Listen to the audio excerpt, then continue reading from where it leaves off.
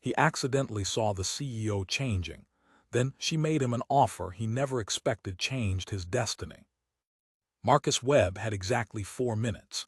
His supervisor Gary had made that clear before Marcus even touched his toolkit that morning, pressing one thick finger against the printed work order, and telling him in the flat, final tone he used when he wanted to sound important that if the executive floor lost air conditioning during the afternoon briefings, the consequences would fall entirely on Marcus.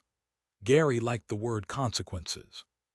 He used it regularly and without much precision, the way some people use seasoning on food they have not tasted, generously, and without particular thought about whether the addition improved anything. Marcus had listened, nodded once, picked up his toolkit, and walked to the service elevator at the end of the maintenance corridor. He did not argue with Gary. He had stopped arguing with Gary 12 weeks into his employment at Harrington and Cole, because arguing with Gary never produced anything except Gary feeling more certain about whatever he had already decided, and a mild feeling of personal exhaustion in Marcus that was not worth the effort required to produce it. Marcus Webb was 27 years old and had been employed at Harrington and Cole for 3 years and 2 months.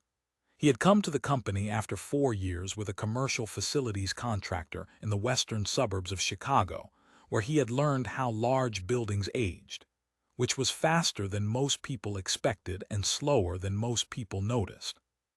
Before that, he had done an apprenticeship with a mechanical contractor, a 2-year education conducted mostly in basements and crawl spaces, and the narrow access corridors behind elevator shafts, where he had learned the skeletal system of buildings, the way medical school teaches the skeletal system of the human body, from the inside out, with particular attention to what fails first, what fails quietly, and what the difference between those two things costs when the failure is eventually discovered.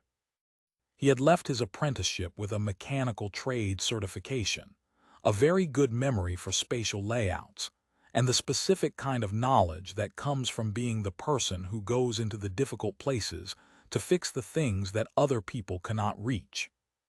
He was not, by any external measure, an obvious candidate for anything above the level he currently occupied. He had 2 years of community college. He had no connections to anyone above his own department. He had a performance review rating of satisfactory, which was the rating given to everyone who did not cause problems and was not being considered for advancement, and which told anyone who read it almost nothing about the person it described. He had been passed over for a single internal posting 18 months ago, a slight promotion within the facilities department, which had gone instead to a man who had been at the company 2 years less than Marcus, but whose supervisor was Gary's closest ally in the department. Marcus had filed the work order for that man's office furniture when the promotion came through. He had moved the desk into position himself. He had said congratulations and meant it, because the other man was competent and had not been unfair to him, and Marcus was not the kind of person who distributed blame indiscriminately. What Marcus was, though no one on any of the upper floors had yet found occasion to notice it, was someone who understood buildings in a way that went considerably beyond his job description. He had been working in this building for 3 years and 2 months, and in that time he had learned its internal geography with the thoroughness of long attention. Which corridor on the 9th floor had a fire door that was closing 2 seconds too slowly, which was not enough to fail an inspection, but was enough to matter in certain scenarios. Which section of the 11th floor had window seals that were degrading at twice the rate of the adjacent sections, because of the way sunlight hit that particular wall angle through most of the afternoon. Which of the basement parking structure's drainage channel was running 5% below design capacity, because of a sediment accumulation that the quarterly maintenance sweep consistently missed, because it was in a section of the channel that required a non-standard access approach. He had documented all of these things. He had filed reports on all of them, written clearly and with enough specificity that anyone who read them and knew what they were looking at would understand both the problem and the likely consequence of not addressing it. Some of these reports had produced responses. Others had not. He had continued filing reports on the ones that received no response, adding new observations each time, because the alternative, stopping the documentation because no one had acknowledged it, would have felt to him like choosing to not see something he could see, which was not an available choice for the kind of person he was. He pressed the button for the 34th floor and felt the elevator begin its slow, familiar ascent. He had requested maintenance on the service elevator twice in writing, with specific descriptions of the symptoms: a slight hesitation at certain floors, a vibration pattern at full speed that suggested the counterweight cable tension was slightly off, a door mechanism whose cycle time had increased by nearly half a second over the previous 6 months, which was the early indicator of a mechanism that would fail at an inconvenient time. Neither request had produced a response. He had documented both requests in his personal records along with the dates and the symptoms described, because he had found over years of work in institutional environments that the documentation of a thing, even when the thing itself was not acted upon, had a way of being useful eventually. The elevator opened onto the 34th floor, and Marcus stepped into a hallway that felt, as it always did, like a different category of building from the 14 floors below. The carpet was thick and cream-colored, the kind that absorbed sound as efficiently as it absorbed light. Walking on it produced almost nothing audible, which gave the floor a quality of silence that was both pleasant and slightly unreal. The walls were painted in an off-white that cost considerably more per square foot to apply than the standard white used throughout the rest of the building. The light fixtures were different: a warmer temperature, a more diffuse spread, the kind of lighting that costs more to install and maintains a quality of comfortable visibility that makes the spaces seem simultaneously brighter and less harsh. Marcus noticed these things the way he noticed most things in buildings, not because he was looking for them specifically, but because his attention had been trained over years to process the details of physical environments with a thoroughness that operated at a level just below conscious decision. He checked the work order on his phone. The faulty vent panel was at the far end of the hallway on the right side, accessible through a utility access point in what the work order described as a secondary corridor at the hall's end. He walked at his standard pace for this floor, direct and purposeful, neither hurried nor slow. He had developed this pace over 3 years of occasional access to the executive level, based on the simple observation that the two visible behaviors that attracted attention on the upper floors were moving too quickly, which suggested something was wrong, and moving too slowly, which suggested someone did not know where they were going. The middle pace communicated competence and purpose, which was what he was, and it discouraged the kind of incidental eye contact that sometimes led to questions about who he was and what he was doing there, questions that were never hostile but that cost time and required explanations that created records. Hallway was empty. Most of the senior executives were attending a strategy briefing on the floor above, which was why facilities management had scheduled this particular repair for this particular time window. Marcus noted this with appreciation. The person in the scheduling office who had timed the work order to coincide with the executive floor being largely unoccupied was doing their job well, which was the kind of invisible competence that large organizations depended on and rarely acknowledged. He made a mental note to find out who had scheduled it. He reached the end of the hallway. The last door on the right had no number and no nameplate. It was the only door at the end of the hall, and the work order said the access point was at the end of the right-hand corridor, so this was the right door. The door was open approximately 4 inches, not latched. The kind of slightly open that suggests the room was recently used, but not that anyone was currently inside. He could not see into the room from his approach angle. He transferred his toolkit to his left hand, placed his right hand flat against the door near the top, and pushed it steadily inward, while his eyes moved immediately to the far wall, already searching for the vent panel that was his reason for being on this floor at all. He found the far wall. He registered the full-length mirror along the left side. He registered the clothes rail on the right, several items hanging neatly on it. He registered a small upholstered chair with a silk blouse draped over its back. He registered that the room was not a utility closet or a storage corridor. He registered that the room contained a person. The person was standing near the mirror, facing partly away from him, in the process of changing jackets, removing the professional blazer she had been wearing through the working day, and replacing it with something more formal, appropriate for the evening event that Marcus, if he had been paying closer attention to the lobby activity that morning, might have known she was attending. She turned at the sound of the door being pushed open. Marcus recognized her face at the same moment he understood everything else. He recognized it from the lobby photographs near the main entrance, large formal portraits of the company's senior leadership. He recognized it from the annual reports that appeared in the building's common areas each spring, distributed in the kind of expensive bound editions that communicated to visitors that this was an organization of substance. He recognized it from the all-company video messages she released each January, addressing the full staff of 900 people in the measured, precise language of someone who had learned that the words she used in public became part of the institutional record and chose them accordingly.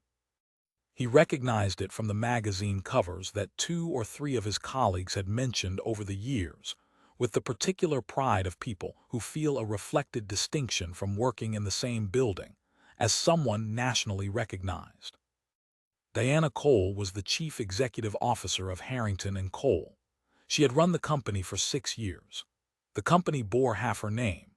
She was 38 years old and was, at this moment, looking directly at Marcus from a distance of approximately 6 feet, and Marcus was looking directly back at her, and neither of them had moved or spoken, and it had now been long enough that the absence of movement and speech had become its own kind of event. His brain offered him several possible responses simultaneously. None of them were adequate. His body made the decision. He stepped backward, and the step was quick enough that his right shoulder connected with the door frame with a solid impact that sent a jolt through his shoulder blade. His toolkit, which had been hanging from his left hand by the easy grip of long habit, was no longer in his grip. It landed on the thick cream carpet with a sound that, in the empty silence of the hallway, was as loud and distinctive as something much larger falling.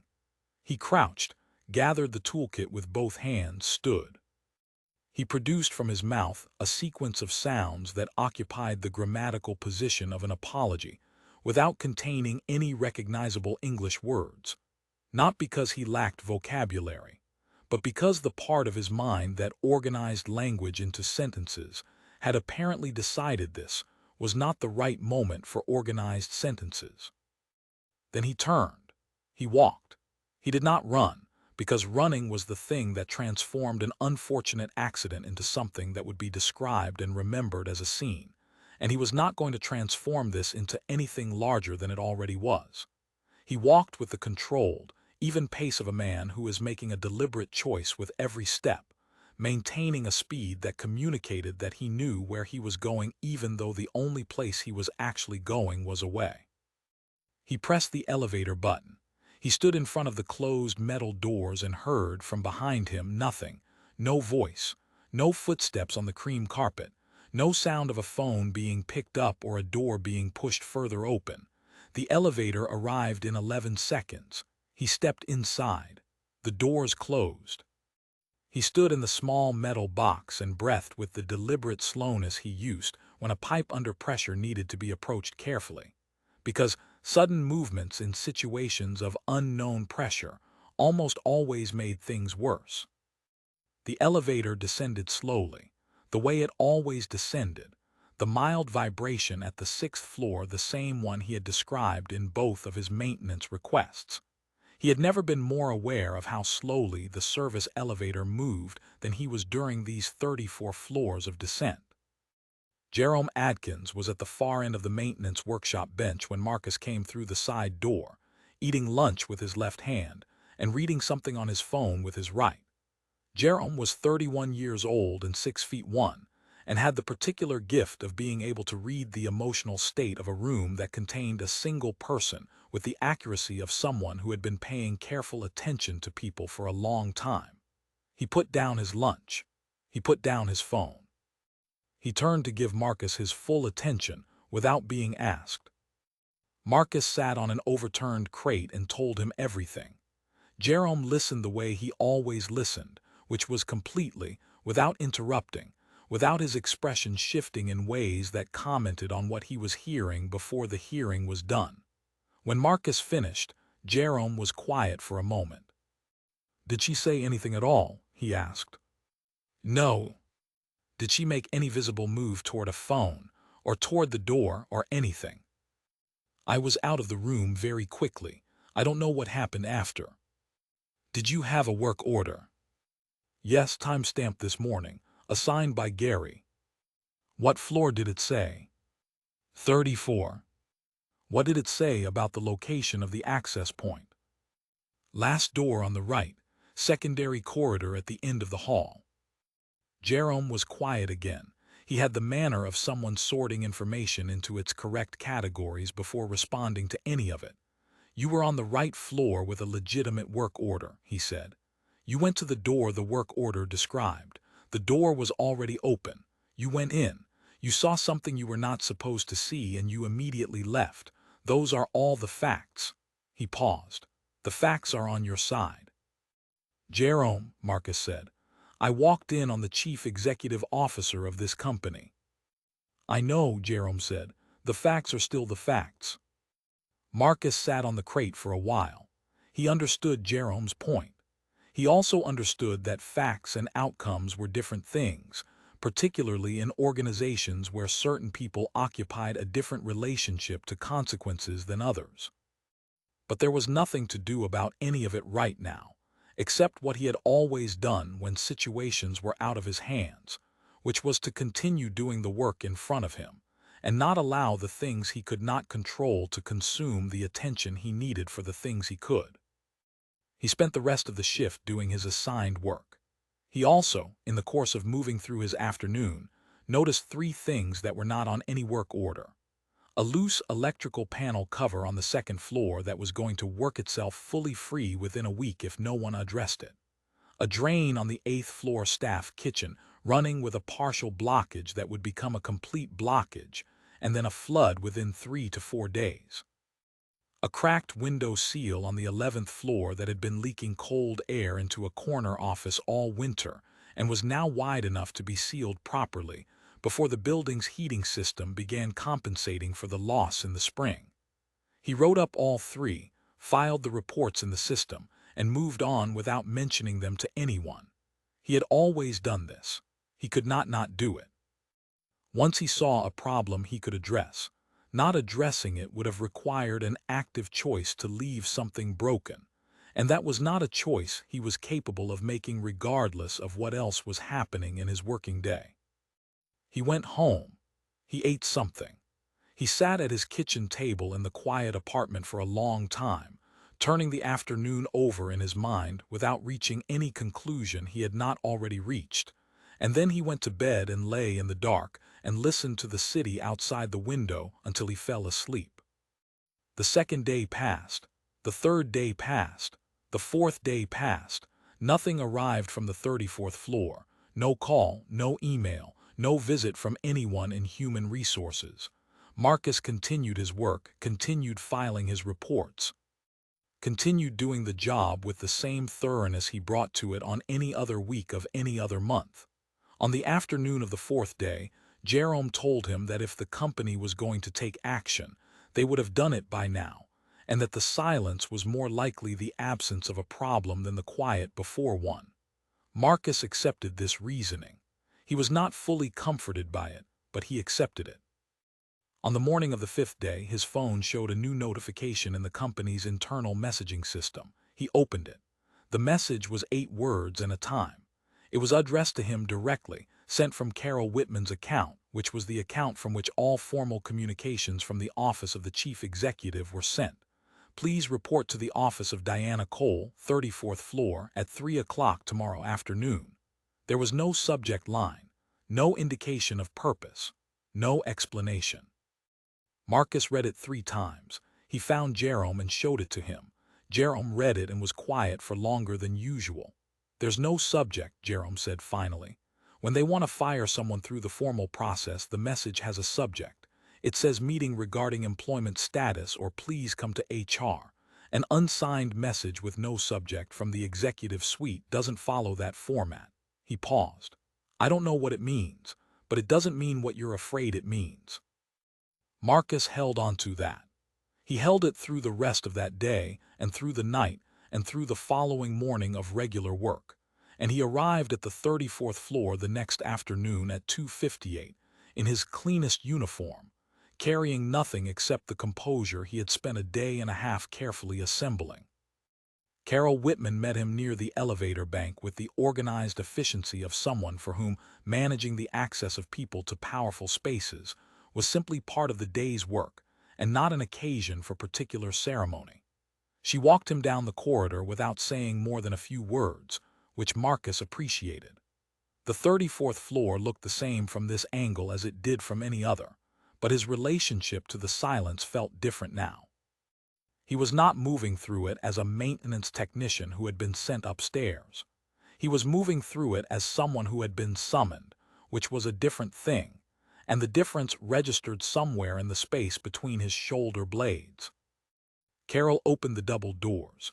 The office was large and still, the afternoon light coming through the full-glass far wall in long, nearly horizontal planes that gave the room a quality of suspension, as though the moment had been held slightly outside the normal flow of time. Diana Cole was at her desk. She closed the folder in front of her when Marcus came in.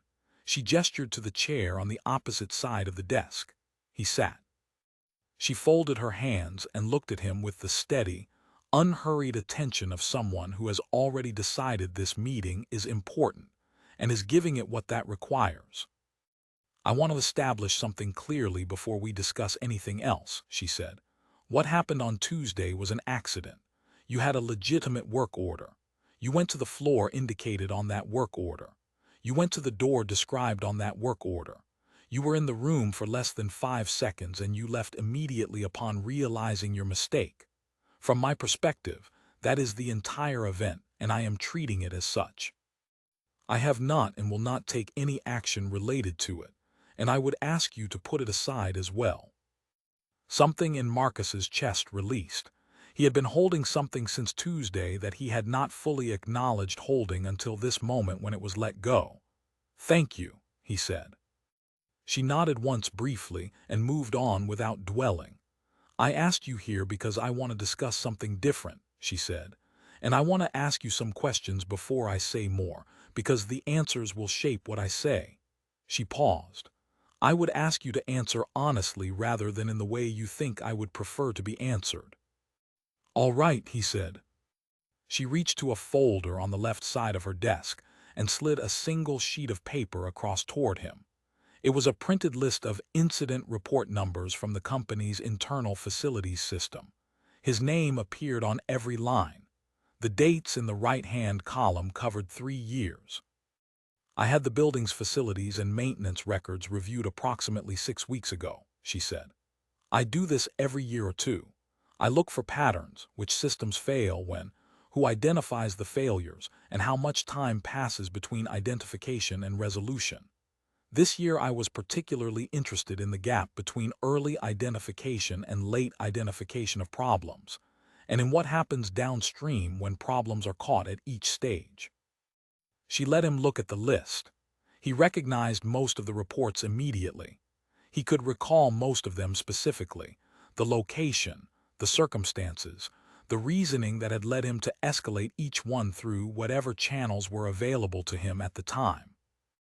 "Your name appears in the early identification category more frequently than any other member of the facilities department," she said. "By a significant margin, not once or twice more, significantly more, and across a broader range of issue types: structural, mechanical, environmental, drainage. The pattern is consistent across all 3 years." She paused. "I also noticed that in several cases, problems you flagged had previously been flagged by others and allowed to go unaddressed." In those cases, you escalated through different channels or escalated more persistently, and the problem was eventually resolved. He said nothing. He was listening carefully and trying to understand where this was going, which was something he could not yet determine. "I want to ask you a specific question," she said. "The drainage misalignment in the basement parking structure. You identified it approximately 18 months ago. Walk me through how you found it." He thought back to the afternoon clearly. "I was replacing a light fixture in the lower corridor," he said. "When I was working in that section of the basement, I noticed that the floor along the east wall looked different from the surrounding area, slightly darker, in a way that suggested moisture that had no obvious visible source. I looked at the drainage gradient with a level and compared it to what it should be based on the original design. The floor in that section was graded in the wrong direction, very slightly, but consistently. Instead of draining toward the central channel, water was moving toward the base of the eastern wall." "And how did you know what the drainage gradient should be?" she said. "Based on what reference did you compare it?" "I pulled the drainage plan from the building documentation archive," he said. "The original construction plans are stored there, along with system specifications and installation records. I requested access in my first year here because I kept encountering situations where what I was seeing on site didn't match what seemed logical, and the documentation helped me understand why." She was quiet for a moment. There was a quality to the quiet that suggested she was not thinking about what to say next, but was instead processing something she had just heard against something she already knew. "Most members of your department don't know the building documentation archive exists," she said. "No," he said, "they don't." "Why do you think that is?" He considered the question honestly. "Because the work as it's currently structured doesn't require it," he said. "The work order comes in, you fix what the work order describes, you move on to the next one. The archive is only useful if you're looking beyond what's on the work order, and looking beyond the work order isn't part of the job description." "But you do it anyway," she said. "Yes." "Why?" "Because buildings have systems," he said.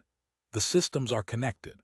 What's happening in one section affects what's happening in adjacent sections, and in sections that don't look adjacent but are connected through the same infrastructure. A work order addresses a symptom. Understanding the symptom requires understanding what's behind it. If you only fix what's on the work order without looking at what's behind it, you're setting up someone else to deal with a bigger version of the same problem later." "That feels wrong to me, so I look." She was quiet again. He had the impression he was giving her something she had expected to hear, and that the expectation being confirmed was itself significant to her in some way he did not yet fully understand. "One more question," she said. "When you write up a problem that no one asked you to find, a problem that's not on any work order, that you could walk past without anyone ever knowing you saw it, what is the thought process that makes you stop and document it?" He did not answer immediately. He wanted to answer it honestly rather than usefully, and the honest answer required a moment to find. "I think about what happens if I don't," he said. "I think about whether the problem stays the same or gets larger. Almost every building problem I have encountered gets larger if it isn't addressed. And then I think about who is going to deal with it when it's larger, and whether that person is going to be able to trace it back to its origin or whether by then it will be buried under everything that's grown on top of it. And then I think that if I can see it now, and I have the option to write it down right now, and I choose not to, that's a decision. That's choosing to hand the problem to someone else at a worse time. I find I can't make that choice, so I write it down." The room was quiet for a long moment. Outside the glass wall, the city moved in its ordinary way, distant and continuous. Diana Cole sat with his answer in the particular way of someone who is checking it against something they already held and finding that it fits.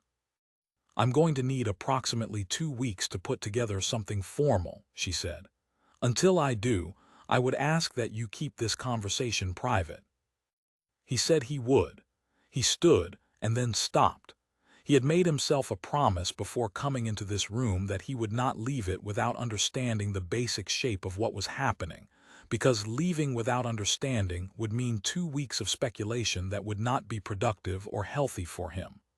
"What kind of something formal?" he asked. She looked at him for a moment. The corner of her expression moved. "A significant change," she said, "for someone who has been operating significantly below his actual capacity for 3 years." He rode the service elevator down to the 14th floor. He stood in the workshop for several minutes, his toolkit on the bench, not doing anything. Jerome looked at him once, read his face, and went back to work without saying anything. Marcus appreciated this. Some moments needed to be held privately before they were ready to be shared, and Jerome understood that. He spent the next 14 days doing his work with the same consistent thoroughness he had always brought to it. He filed his reports. He fixed his assigned work orders. He noticed and documented 3 additional problems that were not on any work orders. He was not doing these things differently than he had done them before the meeting with Diana Cole, because the meeting had not changed what the problems were or his obligation to document them. What had changed was something more internal, a quality of alertness, a sense that something was approaching that would require him to be prepared. He tried not to build on top of that sense, because building on possibilities before they became facts was a way of setting himself up for a specific kind of disappointment he had experienced before. On the 14th day, Carol Whitman appeared in the maintenance workshop in the mid-afternoon. She handed Marcus a sealed envelope. She said Diana Cole would like to meet at 9 o'clock the following morning, and left before he had fully processed that she had arrived. He opened the envelope that evening at his kitchen table. The document was 4 pages. He read it quickly and then went back to the beginning and read it slowly, with the same attention he gave to construction documents when he was learning a new building's infrastructure. It described a new department, the Operational Infrastructure Division, and its purpose, which was to assess risk, monitor the physical condition and operational health of the company's 12 commercial properties nationwide, develop early warning systems for structural and mechanical issues, and produce regular reports for the executive team and the board of directors. The department would grow, over time, to 8 people. For the first year, the department head would be supported by 2 senior infrastructure specialists with deep experience in the field, both of whom would serve as mentors with structured and specific commitments. There was a scholarship for a full degree in facilities and construction management, described in specific terms on page 2. There was a salary figure on page 3. Marcus read the salary figure. He read it again. He set the document on the table and sat very still for what must have been 10 minutes, though he did not check the clock. He thought about his mother. He thought about years of reports that had disappeared into other people's inboxes without response, without acknowledgement, without any indication that they had been received by someone who understood what they described. He thought about the work order for the 34th floor vent panel, and the slow service elevator, and the wrong door that had been the wrong door and had also, somehow, been the right door at the right time in the most unexpected way. He did not call anyone that night. He needed to sit with what he was feeling for a while before it was ready to be put into words. He went to bed at 10 o'clock and lay in the quiet and thought about the word capacity, which in engineering meant the amount a system could carry without failing. He had been operating under capacity for years, and he had known it, and he had not known how to change it, and now something had changed it from the outside in a way he had not imagined and could not have engineered for himself. He went to the meeting the next morning. He arrived at 9 exactly. He had 8 questions written in his phone's notes application, all of them real questions with real answers he needed before he could make a genuine decision.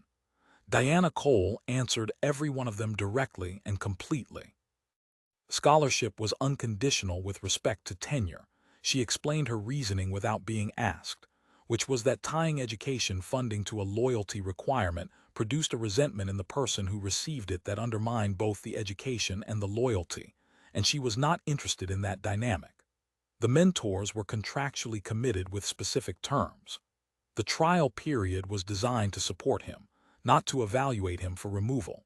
He signed the document at 9:47. Carol witnessed it. Diana shook his hand. He was given the morning to complete transition activities and told to begin in his new office on Monday. He walked to the 14th floor. He went to his locker. He stood in front of the open locker and looked at the gray uniform, the clean one hanging straight, the working one below it, the spare rolled at the back. He had worn versions of this uniform for 7 years. He took them all home because they were his, and because discarding them would have been a gesture, and what was happening to him right now was not a gesture. It was a fact. He folded the uniforms and put them on a shelf in his bedroom closet and went to the kitchen and called his mother. She answered on the second ring. He told her everything, from the wrong door to the signature on the document, and she was quiet through almost all of it with the total absorption of a person receiving something they have been waiting for a long time. When he finished, she said his name. Just once. And then she cried, and then she laughed, and then she said she had always known, and Marcus stood in his kitchen and believed her completely. The first mentor arrived on Marcus's first official Monday morning. Gerald Ford was 61 years old, white-haired, and possessed of the particular calm that comes from having worked in a field long enough to have moved past the need to appear impressive about it.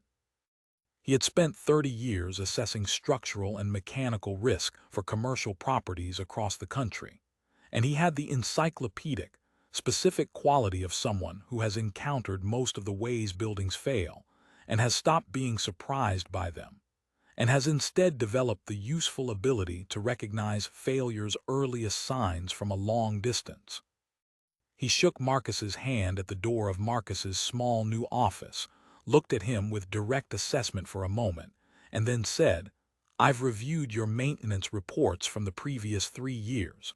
I want to walk through the 7th floor beam assessment. Start from when you first noticed it." No preamble, no orientation speech, no overview of what the mentorship would involve or how it would be structured. Simply a question about a specific piece of work and the expectation of a detailed answer. Marcus answered it. He described the circumstances, the routine inspection, the visual anomaly, the reasoning process that had led him to categorize it as structural rather than cosmetic, the specific measurements he had taken, the documentation he had produced, the escalation process, the resistance he had encountered, the alternative escalation pathway he had found, and the eventual resolution. Gerald listened with the total, active attention of someone for whom listening was a professional practice refined over years of having to understand problems he had not personally observed. He asked follow-up questions that were precise and technically grounded, and that revealed, in the way good questions always reveal the expertise of the person asking them, the shape of Gerald's own 30 years of knowledge. The session lasted 2 hours. Marcus left it with 4 pages of handwritten notes and 3 things he had not known before walking in. He also left with a clear understanding of what Gerald was going to be as a mentor, not the kind who provided answers, but the kind who showed you where the answers lived and trusted you to go get them. This was, Marcus already felt, exactly the right approach for him, because the way he had always learned best was by being pointed at a problem and given the space to work through it himself. The second mentor was Patricia Owen. She arrived on Wednesday of that first week, carrying a legal pad and the organized forward momentum of someone who was perpetually 3 steps ahead of the current moment and found being stationary mildly uncomfortable. She was 53, with a background in operational systems, specifically the relationship between the physical infrastructure of buildings and the organizational behavior of the people inside them, a field that was less obviously technical than structural engineering, but was, she had found over 20 years of practice, at least as consequential. She talked about buildings the way some people talked about living systems, as things in process, always moving in some direction, never simply standing still, constantly producing information about their own state that was legible to anyone paying the right kind of attention. She asked Marcus in their first session what he thought a building was communicating when something went wrong. He sat with the question for close to a minute. She did not prompt him or soften the silence. When he answered, he said that most failures were the endpoint of a long period of communicating quietly, that buildings, like most systems, gave warnings long before they gave crises, and that the crisis was usually just what happened when the warnings went unheard for long enough. Patricia wrote something on her legal pad and said simply, "That's correct, and most people who work in this field never put it that way." He did not know whether that was praise or simply an observation. He decided it was both and moved on. He settled into the new role with the methodical, patient attention he brought to any unfamiliar environment. He moved through the first month as an observer, attending executive briefings with a formal observer designation that gave him a seat at the table without a speaking role, which was exactly the right introduction to a world he was mapping. He watched the patterns of conversation, the places where formal and informal authority diverged, the topics that produced brief silences before being smoothly moved past, the individuals whose questions changed the direction of discussions, and those whose questions confirmed directions that had already been decided before the meeting began. He built a detailed internal map of the floor's social and professional geography before he attempted to navigate it with any confidence. He enrolled in his university courses in the second week, sitting at his kitchen table from 7 until 10 each weekday evening with course materials and Gerald's reading list, and the particular kind of focused attention that comes from knowing that the time you have is limited and needs to be spent precisely. The coursework was harder than he had expected. Not because the content was beyond him. It was not, but because formalizing intuitive knowledge required dismantling the way he had always held that knowledge and rebuilding it on a more rigorous foundation, which was more cognitively demanding than acquiring entirely new information. He had spent years thinking about structural load distribution in practical terms, in the feel of a joint under stress, in the visual indicators of a material carrying more than it should, in the relationship between visible symptoms and underlying causes. Translating that practical knowledge into the formal language of structural mechanics was like translating a poem into prose. The meaning survived, but the form required entirely different tools, and finding the tools took time. His first major paper came back with a note from his professor that said the thinking was strong and the articulation needed development. Marcus rewrote the articulation 3 times over the following weekend, each time trying to get closer to the precision of formal academic expression. By the third rewrite, he could feel the difference. The fourth paper in the course needed only 1 draft. By the end of the first semester, he was writing with a fluency that had taken him much longer to develop in conversation, and which, when he reread his earlier attempts, made those attempts look like the work of a different, less fully equipped version of himself. This was, Gerald had told him, exactly what to expect. "You've been thinking in this field for years without the theoretical framework," Gerald had said in their third session. "The framework will not replace what you know. It will organize it, and it will amplify it, and it will connect things that you currently hold separately. And the process of acquiring the framework will be uncomfortable in direct proportion to how much you already know, because you will spend a lot of time discovering that something you understood correctly needed to be understood differently." He had been right about all of it. The first formal briefing in which Marcus presented his own work, 6 weeks into the new role, a risk assessment of 2 properties that had been due for review, was on a Tuesday morning in a conference room Marcus had previously entered only as part of a maintenance crew checking something in the ceiling.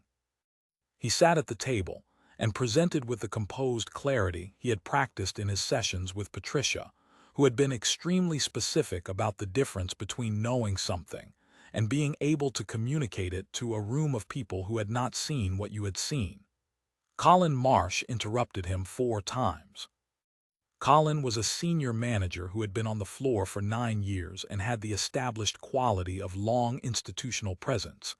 He knew every informal process, every unwritten convention, every small lever available to someone who understood how the floor worked and was prepared to use them.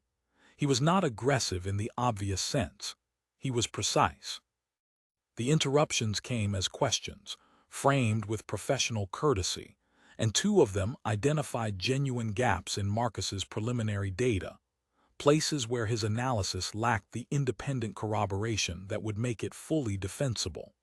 Marcus acknowledged both directly, said he would have supplementary analysis to everyone by end of day, and did exactly that. He spent the afternoon building the supplementary data with complete rigor and sent it at 5:42 to every person who had attended the briefing. The other two interruptions were not genuine questions.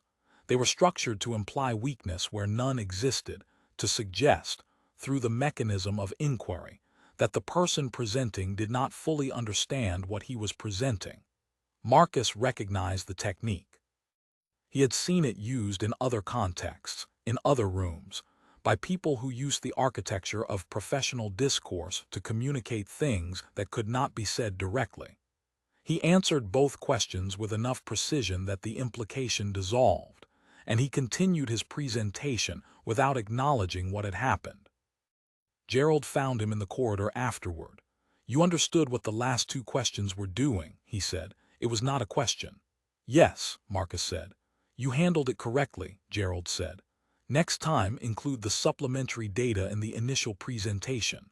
Identify your own gaps before anyone else has the opportunity."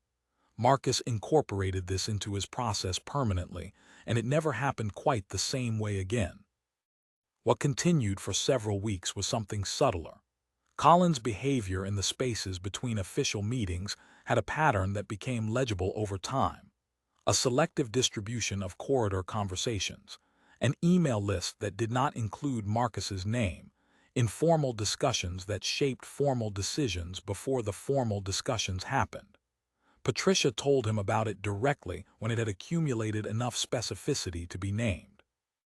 She told him that Colin had raised, in a meeting of senior managers that Marcus was not present for, the procedural concern that an infrastructure division led by someone with incomplete formal credentials might create liability exposure for a firm whose core business was risk assessment.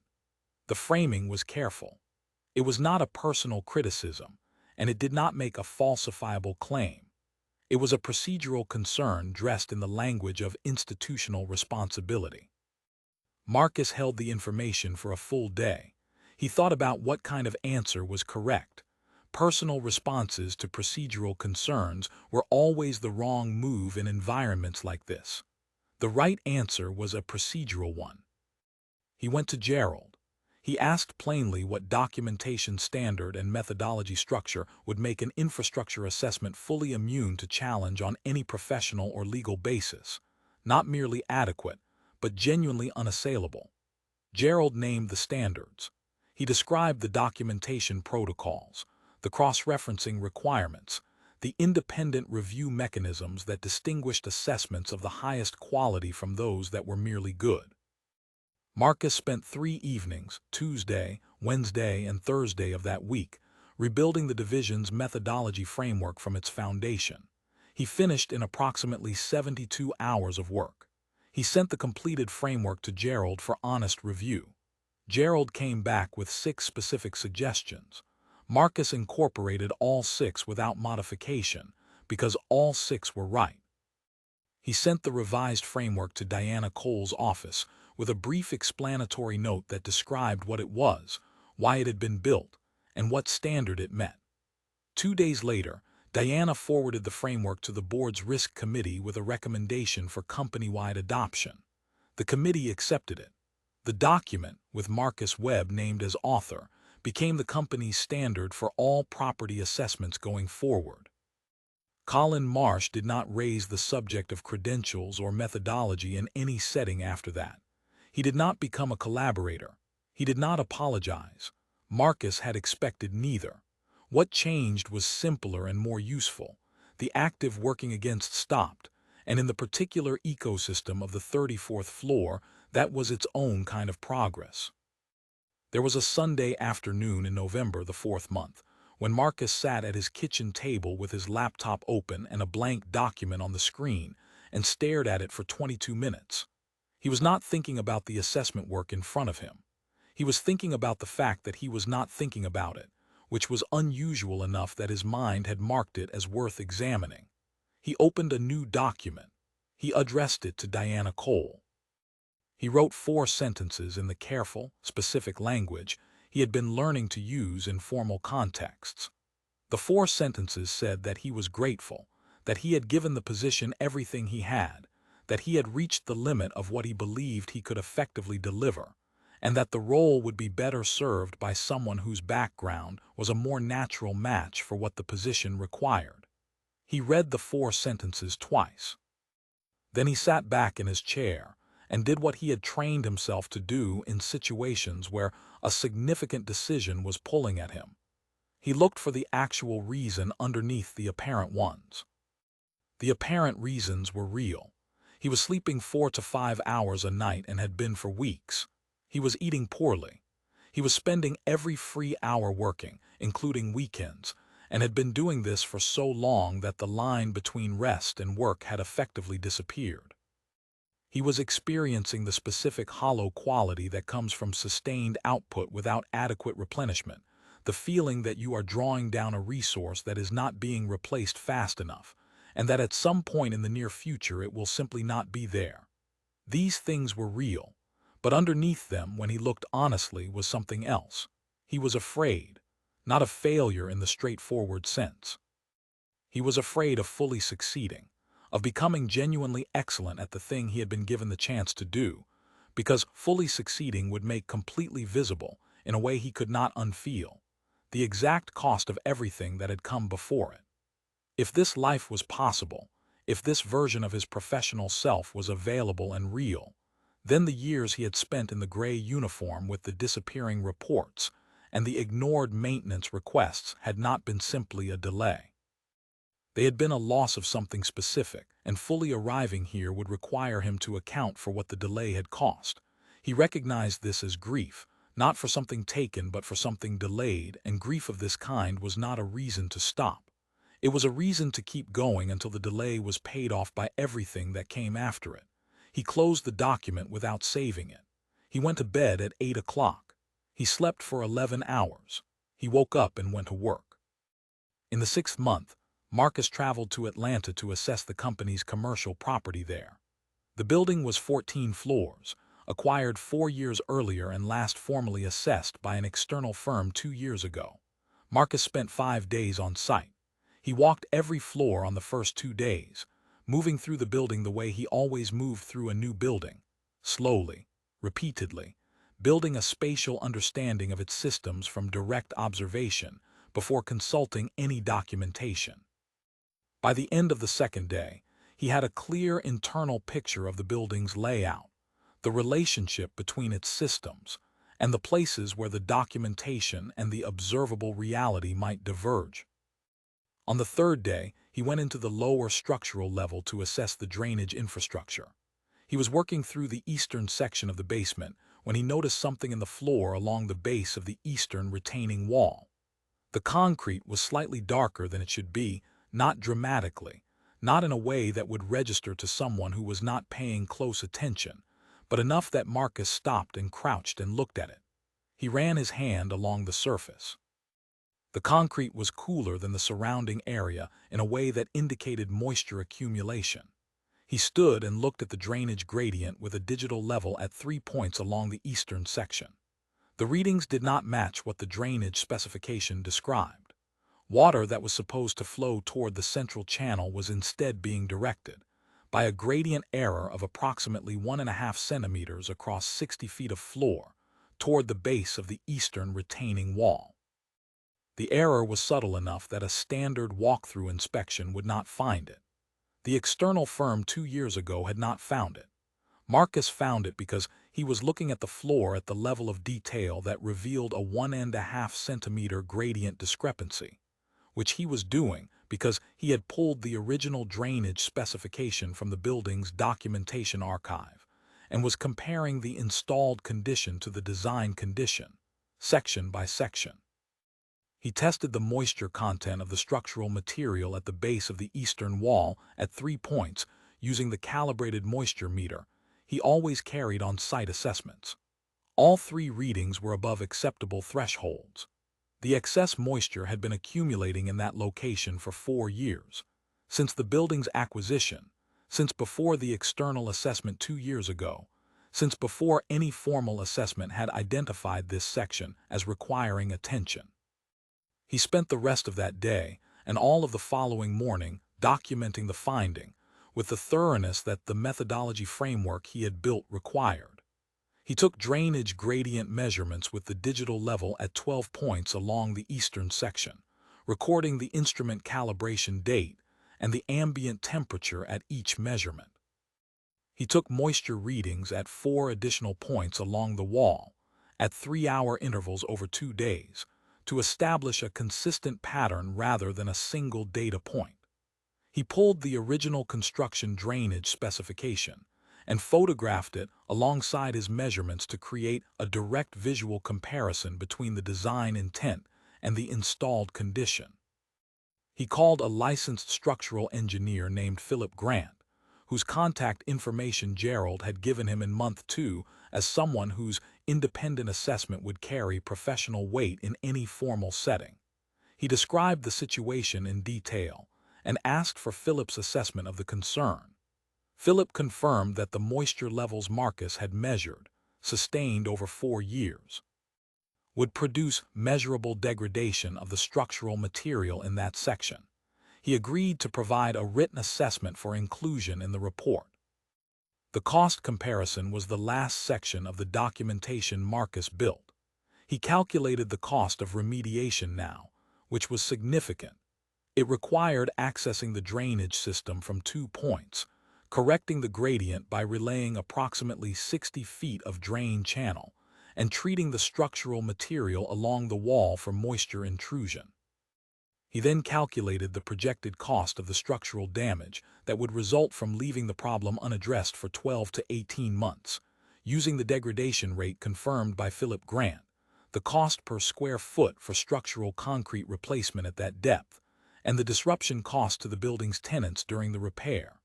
The projected damage cost was $4,200,000. The remediation cost now was a fraction of that figure. He sent the complete draft report to Gerald and Patricia before his flight back to Chicago. Gerald reviewed it overnight and returned 3 detailed comments. He wanted the moisture readings cross-referenced against published industry data for acceptable long-term moisture levels in structural concrete at that depth, to give the assessment a third-party anchor independent of Marcus's own analysis. He wanted the cost comparison to include a third scenario, the cost of partial remediation now versus full remediation later, so that the board's risk committee could see the full range of options rather than just the 2 endpoints. He wanted the independent structural assessment from Philip Grant included in full rather than summarized, because summaries of expert opinions were always less persuasive than the expert opinions themselves. Marcus incorporated all 3 suggestions on the flight home, his laptop open across his knees, working through the changes with the focused attention of someone who understands that the difference between a good report and an excellent one is the willingness to do the additional hour of work that most people do not do because the good report already feels like it is enough. Patricia sent a single line. This is the report that makes the case for this division. Diana presented the findings to the board at the following week's risk committee meeting. The board approved an emergency remediation budget within 48 hours of the presentation. Arthur Lee, the chair of the risk committee, noted in the formal approval documentation that the assessment was the most thoroughly substantiated and clearly actionable property risk report the committee had received in 5 years of reviewing such documents. The remediation work began within 3 weeks. Marcus read the approval documentation and the committee chair's note. He thought about the methodology framework he had rebuilt at his kitchen table on those 3 evenings in February, and about Gerald's 6 suggestions, and about the document that had become company policy. He thought about the word unassailable, which Gerald had used when explaining what the right methodology standard would produce, and which had been the right word for exactly the right reason. The Atlanta report had not been challenged. There had been no corridor conversation about credentials, no quiet question raised in a meeting Marcus was not present for. The report had simply been read, assessed, and acted upon. That was what the work was supposed to produce. That was what it had produced. In the months following the Atlanta report, the texture of Marcus's daily environment on the 34th floor shifted in ways that were not dramatic, but were real and cumulative. Colin Marsh's active working against had stopped following the methodology framework's adoption as company policy, and it did not resume. The informal exclusions from corridor conversations faded. Marcus's name appeared on distribution lists from which it had previously been absent. No one congratulated him on these changes. They simply happened, the way adjustments in a building's behavior happen when the underlying pressure that was producing the wrong outcome has been corrected gradually, without announcement, in the direction that makes sense given the changed conditions. The internal work continued to be harder. There were weeks when the combination of daytime assessment work, evening coursework, and the ongoing effort of operating in an environment that still required him to be excellent rather than adequate on most days, produced a fatigue that was more than physical. He was tired in a way that sat behind his eyes and affected the quality of his attention during the hours when he most needed his attention to be good. He managed it the way he managed building systems under stress, by identifying what was consuming the most energy and addressing that first, by building recovery into the schedule even when recovery felt like time he could not afford, by being honest with himself about what he could and could not sustain. Gerald, in their 9th session, said something that Marcus carried for a long time afterward. He said that the people who were most capable of doing the kind of work Marcus was learning to do were almost always also the people most susceptible to a particular kind of failure. The failure of not knowing when to stop for a day, of treating rest as a weakness rather than a maintenance requirement. He said he had watched capable people burn through themselves entirely in the first year of a significant professional change, and arrive at the end of it having done good work and feeling nothing about the good work, because they had nothing left with which to feel. He said that Marcus needed to treat his own capacity the same way he treated the capacity of the systems he assessed, as something with real limits that required monitoring and maintenance, and that would fail catastrophically if pushed consistently past those limits without correction. Marcus thanked him for this. He meant it. He adjusted his schedule the following week to include 7 hours of sleep on weekdays and 8 on weekends, which required giving up 2 evening hours of coursework he had previously been using, which required being more efficient in the 6 evening hours that remained, which required planning each study session before sitting down to it rather than sitting down and seeing how much he could cover. The adjustment cost him something in the short term and gave him back something more valuable: the ability to work with full attention rather than depleted attention, which produced better work in less time, which turned out to be a better trade than simply working more hours. Patricia told him something in their 10th session that he also kept. She said that the most useful thing a person in his position could develop was the ability to explain the same finding to 3 different audiences in 3 different registers without losing anything essential in the translation. She said that the board needed to understand the financial implication, so the financial implication needed to be clear and specific and defensible. The engineering team needed to understand the technical basis, so the technical basis needed to be rigorous and complete. And the property manager who had to organize the remediation needed to understand the operational impact, so the operational impact needed to be described in terms of timeline and disruption to tenant activities rather than in terms of structural mechanics.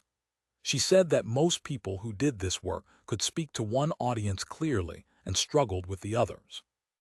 The people who could speak to all three clearly were rare, and were the people who ended up leading things. Marcus spent the following 3 months deliberately practicing this skill in every report he produced, building 3 register versions of each major finding and asking Patricia to assess whether each register was actually serving the audience it was intended for. She was specific in her feedback and frequently right about where a register was not yet working. And by the time the year-end review arrived, he was producing reports that Gerald described as exactly right for each audience, and that produced, in the board meetings where they were presented, the particular kind of understanding that results in decisions being made rather than questions being deferred. The one-year performance review was held on a Friday morning in December in the 34th floor conference room, where Marcus had first sat at the periphery with a notebook, observing. He sat at the table now. Gerald was on his left. Patricia was on his right. Across the table were Diana Cole, Arthur Lee from the board's risk committee, Caroline Price, who was an attorney with a background in property law and who read full assessment reports rather than executive summaries, and Douglas Webb, a retired structural engineer who had sent Marcus a substantive technical email 2 months earlier about the Atlanta drainage methodology, and whose questions Marcus had answered in 2,000 words because they deserved 2,000 words. He presented for 40 minutes. The structure was clean because the data was strong enough that rhetorical complexity would only have obscured it. He started with the mandate, what the division existed to do. He moved to the activity, the 11 properties assessed or substantially reassessed, the 23 formal risk mitigation recommendations submitted. He moved to the implementation, the 19 of 23 recommendations implemented within the fiscal year, with the reasons for the 4 not yet implemented clearly described.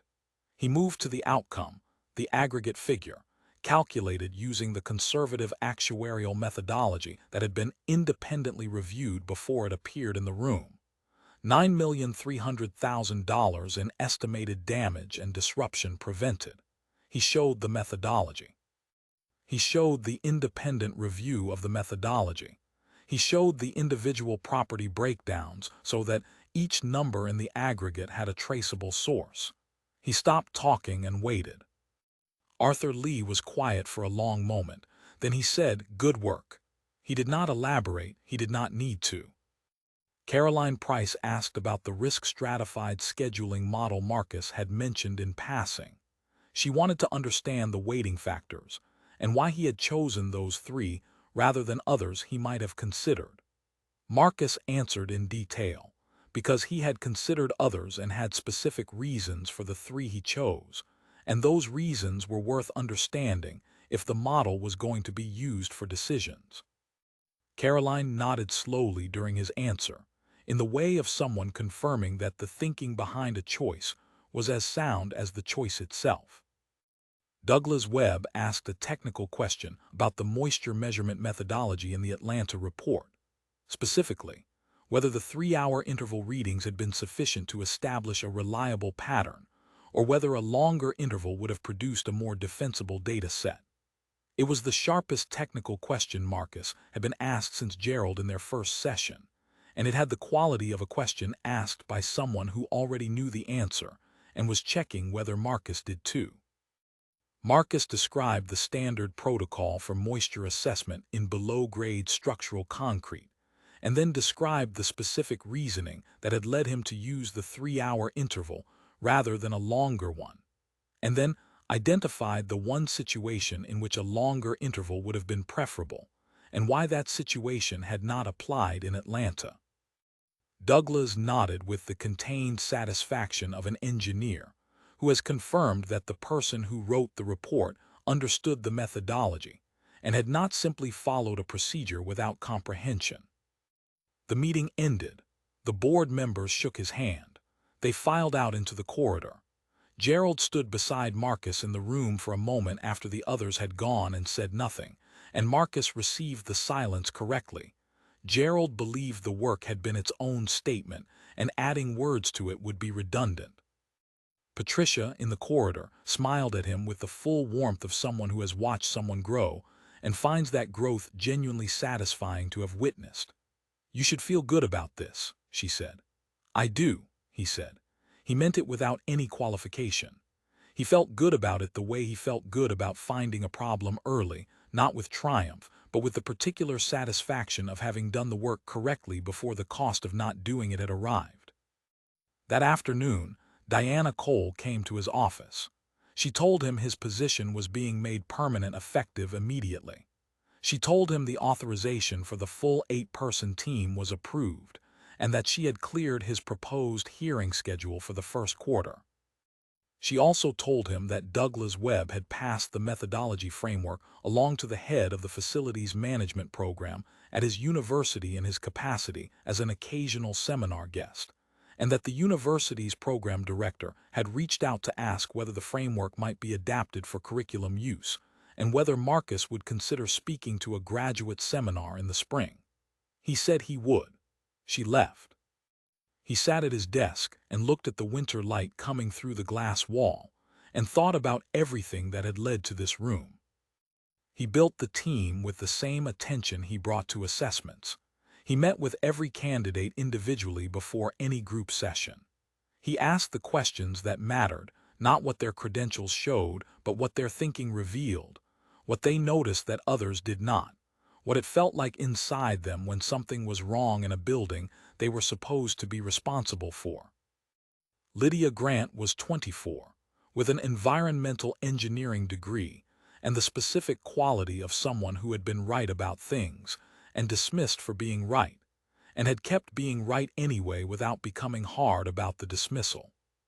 She described, unprompted, a moment during an internship when she had identified a ventilation design flaw in a hospital building that her supervising engineer had missed, and had spent 3 working days building a case for why it mattered before anyone listened. Marcus heard in that description the precise quality he needed.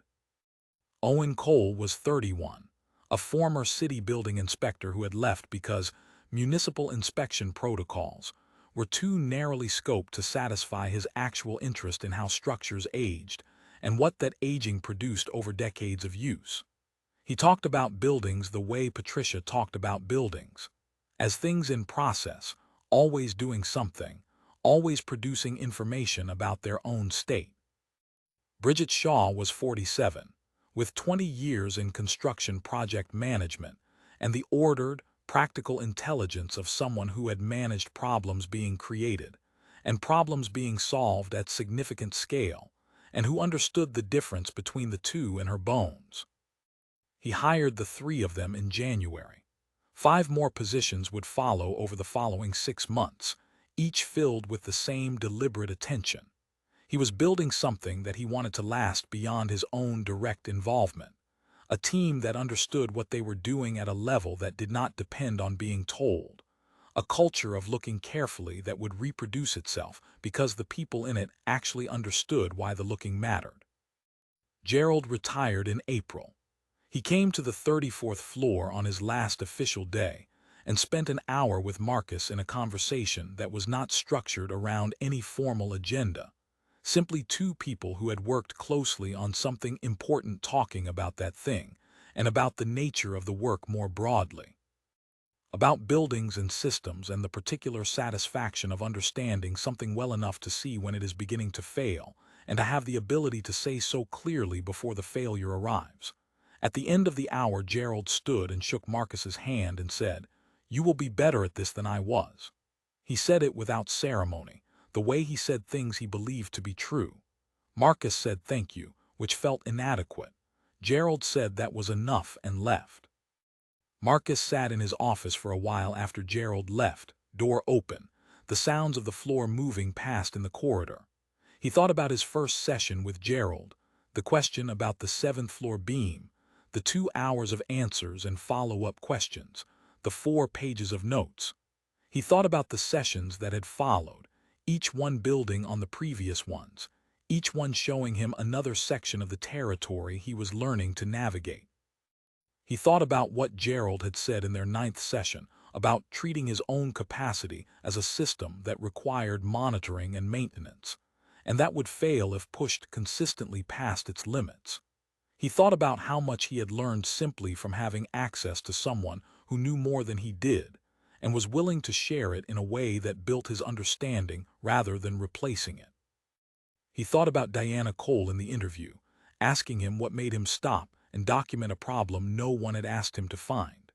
He thought about his answer, the thought process that led from seeing a problem to the decision that not writing it down was itself a choice to hand the problem to someone else at a worse time. He thought about how that answer had been the same answer he had always given himself in the maintenance workshop on the 14th floor, in the service elevator, in the basements and access corridors of a building that had contained his entire professional world for 3 years. He had always known why he did it. He had simply never been in a room where knowing why it mattered. 3 years and 5 months after the rainy October Tuesday when he had pushed open the wrong door with his eyes on the wall looking for a vent panel, Marcus Webb was walking down the hall on the 34th floor when Diana Cole came from the opposite direction. They exchanged the brief, professional acknowledgement of colleagues who knew each other well enough to be economical about it in passing. Then she stopped. He stopped. "I heard the spring seminar at the university went well," she said. "They asked me back for the fall," he said. "I said yes. I'm working on the curriculum adaptation with their program director now." She nodded. A moment moved through the hallway between them. "Can I ask you something?" "Of course." She looked at him the way she always looked at him when she was asking something real directly, without softening it. "If I hadn't called you upstairs," she said, "how long do you think you would have stayed?" He gave the question the honest attention it deserved. "Another year," he said, "maybe 2, and then I would have left, found somewhere that actually used what I had." She was quiet for a moment. "And now?" He looked down the hallway. The cream carpet was the same cream it had always been. The light came through the windows the same way it always had. The silence had the same quality it had had the first day he had walked this corridor in his gray uniform, moving quickly and avoiding eye contact. He was not the same person who had walked this corridor that way. The corridor had not changed at all. That was the thing about buildings. They absorbed the full range of what happened inside them without changing their surfaces, and you had to look carefully, the way he had always looked carefully, to find the record of what had actually occurred. "Now I'm exactly where I should be," he said. She nodded once, the small private nod she gave in moments she had been quietly certain about for a long time. She walked on. He walked on in the other direction, toward his office, where Lydia and Owen and Bridget were at their desks, and the morning's work was waiting. 3 assessments in progress, 2 reports in draft, a site visit scheduled for the following week, and the ongoing work of building a team and a methodology and a division that would find the things that needed to be found before the finding became too late. He sat down at his desk. He opened the top file. He read the first page with the specific, patient, total attention he had brought to every building he had ever walked into, the attention that did not pass over the details that seemed small, because the details that seemed small were almost always the details that mattered. He had been paying this kind of attention for years.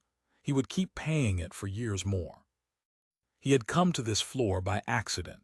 He had stayed here on purpose. He had learned, at genuine cost over real time, that the distance from where a person begins to where they are capable of going is almost never as fixed as it looks from the starting point.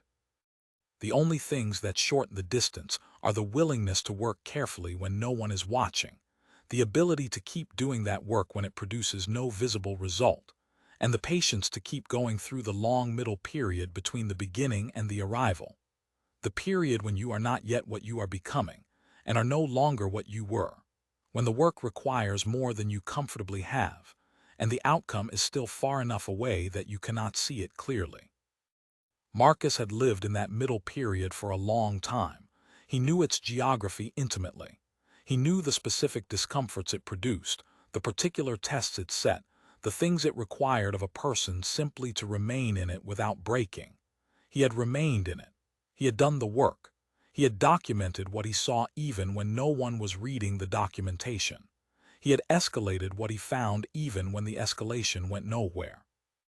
He had kept his standards even when the standards were not being matched by anything the environment returned. And then the environment had changed. Not because he had changed it. He had not had the power to change it. It had changed because someone with the power to change it had looked at the record of his work and understood what it meant, and had made a decision based on what she understood. He thought about that often, not with gratitude exactly, though he was grateful, but with the particular thoughtfulness of someone trying to understand a sequence of events correctly rather than simply well. The luck of being seen was real. He did not discount it, but the luck of being seen was not the same as the luck of being worth seeing.